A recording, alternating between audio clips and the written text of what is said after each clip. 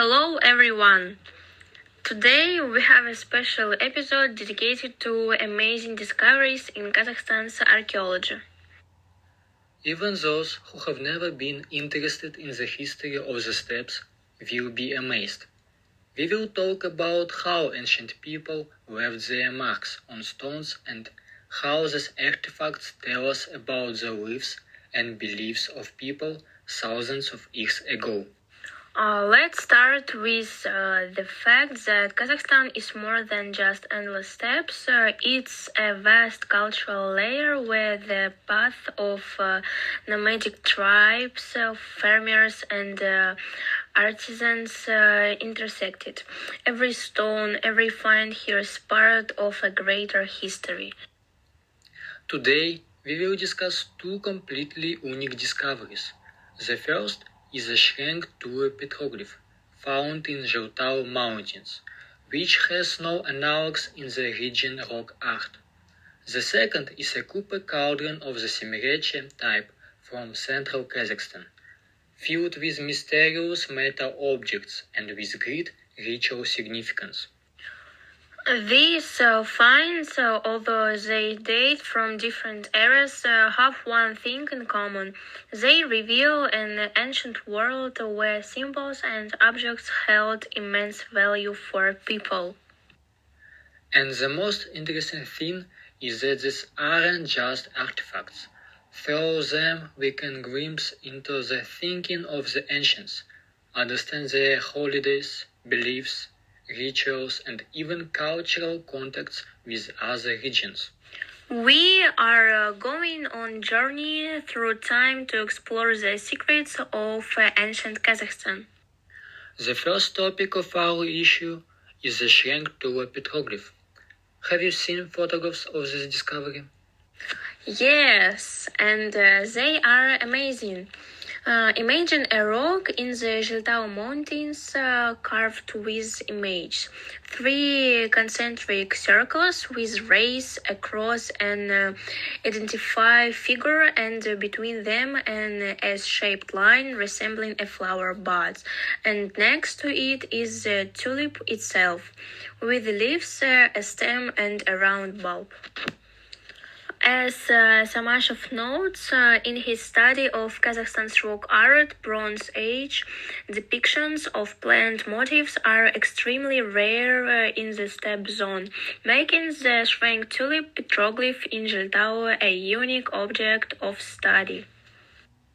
Biologists have identified the plant as Tulipa shrenki, shrink tulip. Interestingly, this species is considered the ancestor of the first cultivated tulip varieties and was first described in 1843 by the researcher Shrink. The petroglyph dates back to the Bronze Age, making it unusual for the region. Also interesting is the way the drawing is placed on 2 massive slabs, separate from the main group of rock carvings. This clearly highlights its symbolic meaning. Above the flower are depicted mountain gods, a horse, a camel, and a man with outstretched arms and legs.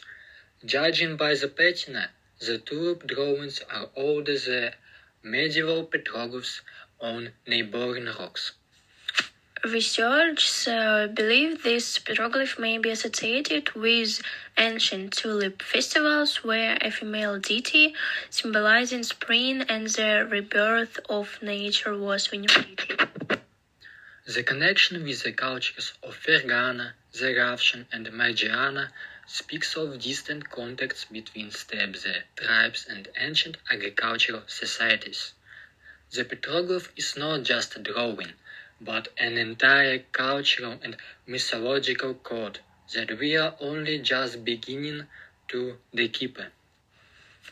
Continuing with the petroglyph theme, it's worth noting that the tulip on the rock is not just a botanical image, it functions as a symbol. Archaeologists associate it with ancient spring rituals.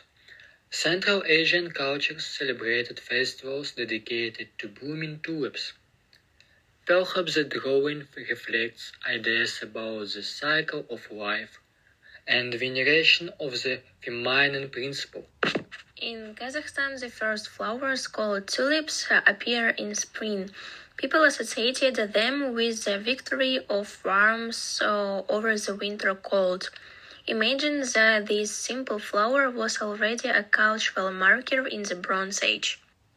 The iconographic similarity of the petroglyph with images on carved objects of the Bactria-Margiana archaeological complex is striking.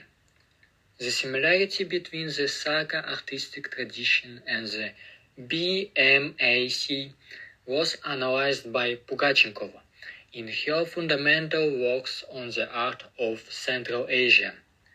This suggests that the tulip motif was widespread far beyond the local tribes. Another interesting aspect is the arrangement of the drawing.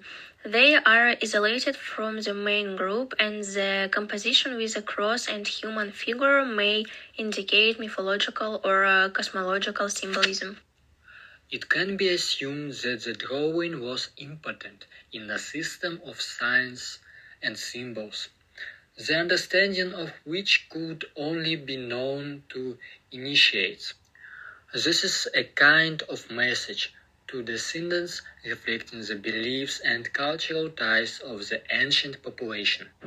Overall, the discovery of the shrink tulip in Zhiltao expands our understanding of the cultural and religious practice of the Bronze Age in Kazakhstan and how steppe tribes interacted with the surrounding world and neighboring civilizations. So, let's move on to the second topic of our podcast, the discovery of a copper cauldron of the Semirechye type in central Kazakhstan. This is truly a unique case. Absolutely. Until now, such cauldrons were found only in Semirechye and the Issyk-Kul region, and here the cauldron was discovered in the Taldinsky Historical and Archaeological Park in the Shetter region, covered by a stone and earth mound. Archaeologist Baisenov emphasizes in the work that Saka cauldrons had not only economic but also ritual significance and were often associated with horse and ancestral cults. During its study, the bones of a sacrificial horse and a large number of metal objects were found, parts of horse harness, beads, cheek pieces, bronze fittings, and strap distributors. Even leopard griffins, fantastic animals carved in bronze. The cauldron's distinctive feature is hemispherical shape with three carved legs ending in feet or hooves. This distinguishes it from Scythian cauldrons with biconical bases. Another interesting point. The cauldron was not found by chance, but rather placed in a ground pit and covered with an embankment. This confirms by sacred nature of the fine ritual use, not everyday use.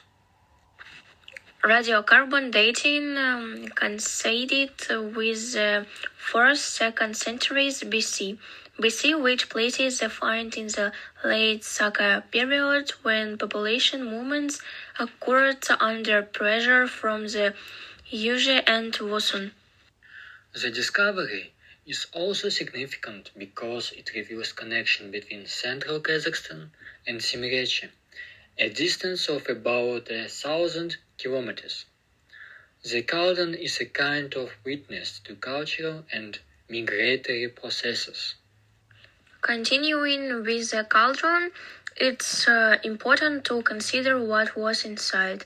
Most of the filling consists of the remains of iron objects, primarily beads and cheek pieces.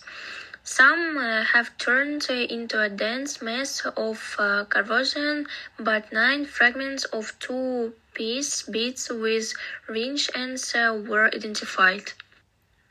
The horse harness parts allowed us to reconstruct the design of the bridle head. Interestingly, the iron elements were wrapped with a lasso to maintain their shape, and bronze objects, apparently more valuable, were placed on top. Among the bronze finds are three narrow onlays for distributor plaques with figured withers, leopard defense, and a plaque with a relief horse. Everything is neatly arranged, indicating a systematic approach to concealment and the sacred significance of the object. Particular attention should be paid to the bronze strap distributors. They're decorated with raised curves, in a style similar to the ornamentation of the piano-board culture. This design emphasizes the ritual purpose, as decorative elements were not needed for purely everyday use. Each detail had its place. For example, hollow leopard griffins could be placed on a horse's breastplate, creating magical protection. Overall, the cauldron is a complex system of ritual utensils. Each detail, from the iron bit to the bronze plates and so on, reflects the worldview and artistic traditions of the Saka world. This is what makes the Kazakhstan find not just an archaeological artifact, but a source of information about the social, religious, and cultural ties of the population of central Kazakhstan during the early Iron Age. One of the most impressive aspects is the cauldron's manufacturing technology. The metal consists almost entirely of copper up to 99%, showing the high skill of the blacksmiths of that time. The cauldrons were cast using the lost wax method. Similar bronze casting technologies are described in detail in Akishev's research on Saka crafts and art. First, the body was molded, then the legs were cast separately and embedded into the base before the metal was poured. The handles and hinges were welded on after the body had cooled. This technology made it possible to create complexly shaped objects with decorative elements, three-dimensional protons and plaques with relief images. All of this was made with high precision and detail. The ritual context of the cauldron is also obvious. It was placed in a ground pit and covered with a burial mound. Inside are metal objects and horse bones, all of which point to sacred use, memorial rites, meals, or magical protection. Moreover, the arrangement of the object inside the cauldron makes sense. The iron elements were possibly used for horse work, and the bronze ones as a symbolic, valuable part of the ritual. The orientation of the cauldron is also significant. Mouth down, legs up.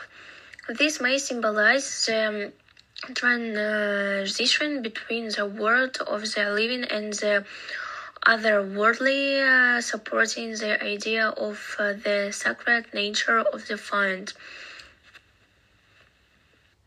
The cauldron is not just a simple utensil, but a complex ritual object combining technological mastery, artistic traditions, and the religious beliefs of the early Iron Age population. Let's talk about the details of the bridal headband found in the cauldron. All the straps, beads, and distributors had their specific position, allowing us to reconstruct the design of the horse bridle. Particularly interesting are the bronze distributor plugs with figured visors and a swirl pattern. They served not only a functional purpose, connecting the straps, but also had a sacred significance. Absolutlely, but the hollow leopard griffins are a purely medical element. They were placed on the horse breastplate to protect the animal and its owner from evil forces. Interestingly, all the bottoms are identical, suggesting a single casting model. This points to a high degree of standardization of ritual objects and a strict symbolic system. Further evidence of a ritual function is the odd number of protons. In sacred practices, it was often used to mark the central and lateral position, forming a magical composition. The bridal set of the Kızılcahamam cauldron demonstrates how everyday objects, such as horse harness, could acquire sacred and artistic significance within the context of funerary and memorial practices. Precisely, each detail is simultaneously functional and symbolic, and their combined use allow us to reconstruct not only the design of the bridal but also the Saka society's beliefs about the world and magic. This makes the Kızılcahamam find unique for central Kazakhstan. It combines archaeological, technological, and mythological aspects into a single complex. The discovery of a Semirechye type cauldron in central Kazakhstan revealed new data on the migrations of the Saka populations. The main area of these cauldrons is Semirechye and the Issyk region. Here we see their appearance at a distance of approximately 1,000 kilometers. This indicates the possible migration of part of the population under pressure from the Yeji and Wuson in the 2nd century BC. Moreover, the discovery is consistent with the radiocarbon dating of the western burial mound of Kızılcahamam, burial ground 4th, 2nd centuries BC. It is difficult not to notice that this time coincides with historical processes of migration and cultural expansion. The presence of elements similar to artifacts from the Bactria Marjana archaeological complex indicates cultural contacts with Central Asia. Tulip image in petroglyphs and decorative elements of the cauldron may reflect direct interactions between steppe tribes and ancient agricultural communities. Iconographic similarities with Eastern cult objects confirm that the Saka tribes were not isolated. They actively brought motifs and symbolism, integrating them into local traditions. This comprehensive analysis suggests a whole network of cultural and trade links spread across the Eurasian steppes where ritual objects not only symbolize status but also documented migratory and intercultural contacts. Therefore, the discovery of the cauldron and tulip in petroglyphs opens a window into the worldview and everyday life of the ancient Saka tribes, allowing them to be studied in the context of international and interregional interactions. Image of the Shranky tulip in Zhlitao. This is a unique petroglyph previously unknown in Kazakh rock art. The plant's form itself with bud, stem, leaves, and bulb is remarkably accurately depicted. Biologists have identified it as Tulipa shranky, the ancestor of the first cultivated tulip varieties. The image is isolated away from the main group of petroglyphs, which may indicate its special sacred significance. Below the tulip, we see a cross and other figures, and above images of animals and a human. Judging by the shade of the patina, the drawing is older than the medieval petroglyphs, likely dating to the Bronze Age. Scholars have already noted that such images could symbolize cultural contacts with the oases of Central Asia. The tulip on the petroglyphs is reminiscent of motifs from the Bactria Marjana archaeological complex, indicating a wide network of interactions. There is a hypothesis about an ancient tulip festival dedicated to a female deity. This festival marked the beginning of spring and later transformed into the ethnographic tradition of Nauris. In Kazakh beliefs, the period from February to March was associated with the struggle between ice and the power of the sun. The appearance of the first spring flowers, including tulips, symbolized the rebirth of nature. The modern Lolo festival in Jetusu is a revival of these traditions, processions, dances, and symbolic rituals. The ancient tulip petroglyph combines archaeology, mythology, and modern ethnography. Let's begin by examining the discovery itself. What archaeologists discovered in the Zheltao Mountains is truly unique. It's a rock carving of a shrink tulip, a plant considered the ancestor of the first cultivated tulip varieties. But what's particularly surprising is that this carving is found among Bronze Age petroglyphs, and the tulip motif itself is almost never found in Kazakhstan's rock art.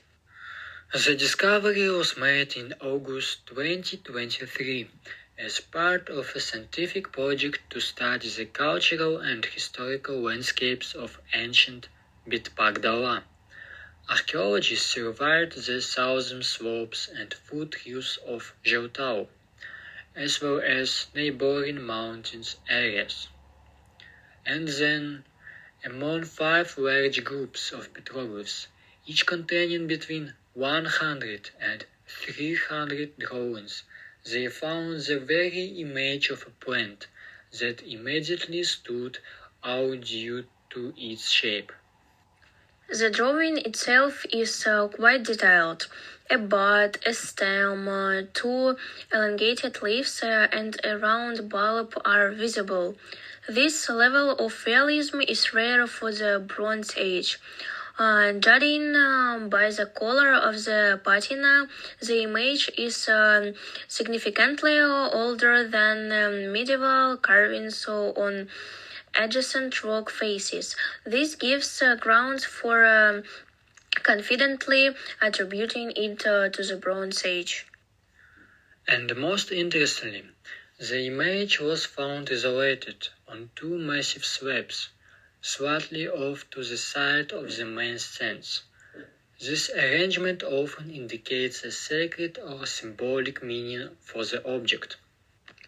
Perhaps this tulip was part of a ritual complex or a special symbolic message. Continuing the discussion, it's important to note not only the tulip itself, but also what surrounds it on the rock surface. Below the flower is a straight cross and a defined figure, and above are animal compositions: mountain goats, a horse, a camel, and a man with raised arms. This combination of elements is very unusual. Archaeologists emphasize that the cross and tulip have a noticeable darker patina compared to the animal images. This indicates their greater antiquity. However, the figures of gods, camels, and a man date back to the Middle Ages. Cultures from different eras were recorded on the same rock, but the tulip is the oldest layer. And here's what's interesting. If you look at the figure below the tulip, it resembles a four-pillated or four-layered element, perhaps a stylized bud or a symbolic representation of the growing power of nature. In the Bronze Age context, such symbols could symbolize rebirth, fertility, or protection. The shrink tulip itself was considered by ancient tribes to be a symbol of spring, warmth, and the awakening of the world after winter. But what's especially important is that such motifs are rarely found in steppe rock art. They are more typical of the southern oases, Fergana, Zerafshan, and Murghab. Therefore, the presence of the tulip in Jildao may indicate cultural contracts or migrations. This confirms the general trend that the Sararka tribes maintain ties with the agricultural centers of Central Asia. The tulip was more than just a plant. It was a symbol that connected different cultures through shared mythological symbols. Another important aspect is the role of the tulip in the ancient traditions of Central Asia. Research suggests that during the Bronze Age there was a special holiday dedicated to tulips. Interestingly, this holiday may have been associated with the veneration of a female deity who personified spring, fertility, and the renewal of life. In this context, the tulip becomes not just a plant but a sacred symbol. Yes, even Kazakh ethnographic traditions themselves retain echoes of such cults. The period between February 15 and March 16 was perceived as a time of struggle between the cold force that binds nature and the growing warmth. It was then that the first flowers tulips appeared from under the snow. This resonates strongly with the ancient ritual understanding of nature. In Jetesu, the Lola holiday, a spring festival of blooming tulips, is still being revived. Vibrant processions, dances, and costumed performances reflect the ancient tradition of celebrating the arrival of spring through the symbol of the tulip. The roots of the celebration date back to the very era when the petroglyph was created. The Zhiltao discovery is more than just a depiction of a plant. It is key to understanding how ancient tribes viewed the world, what features they considered significant, and what symbols they used to express the cycles of life. The shrink tulip becomes a link between archaeology, mythology, and ethnography between the past and the present. Baz discoveries the Zhiltao tulip petroglyph and the Semirechye type cauldron in central Kazakhstan give us a unique window into the lives of ancient steppe societies. Exactly. On the one hand, the tulip reveals sacred and cultural aspects. The symbolism of spring, a female deity, and possible contacts with the distant oasis. On the other hand, the cauldron reveals the everyday, ritual, and technological aspects of the living of the Saka tribes. The discovery of the cauldron allows us to discuss population, migration, and movements, as well as network of interregional connections that were far more extensive than previously thought. Both cases are united by their attention to detail, from the patina on the stone and the precise shape of the tulip, to the complex design of the cauldron and the arrangement of the bridal components. This demonstrates the high level of craftsmanship and the depth of symbolic thinking of the ancient people. The connection between archaeology and ethnography is also noteworthy. Modern tour festivals and the reconstruction of a house bridal, all of this helps us better understand how the world was perceived and how knowledge and traditions were preserved and transmitted. Archaeological finds not only record material objects but also allow us to reconstruct cultural codes, mythology, rituals, and the social and economic ties of the Bronze Age and early Iron Age. The study of these monuments is a study of the very history of the steppes, an understanding of how the culture and the worldview of ancient tribes developed, and how deeply they were connected to neighboring regions. This is what makes archaeology not only a science of things but also a science of people and their lives.